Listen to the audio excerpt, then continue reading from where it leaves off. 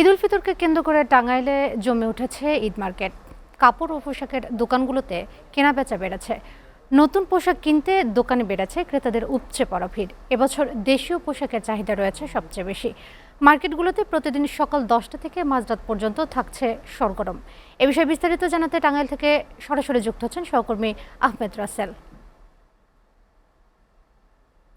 আর রাসেল, ঈদ উপলক্ষে কেনাকাটার খবর আমাদের জানাবেন।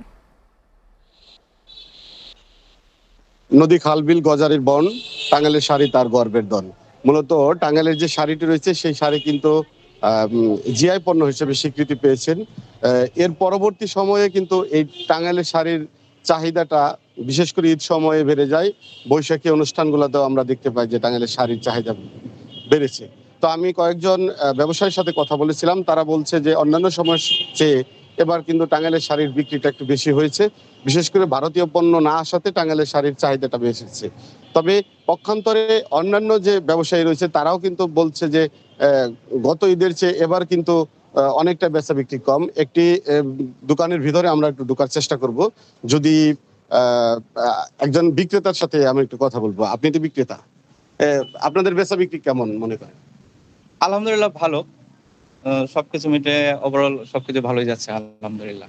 অন্যান্য সময় কেমন ছিল, এবার ঈদে কেমন সাড়া পাচ্ছেন, আর আজকে তো বৃষ্টির দিন, সব মিলিয়ে কেমন বিক্রি হচ্ছে?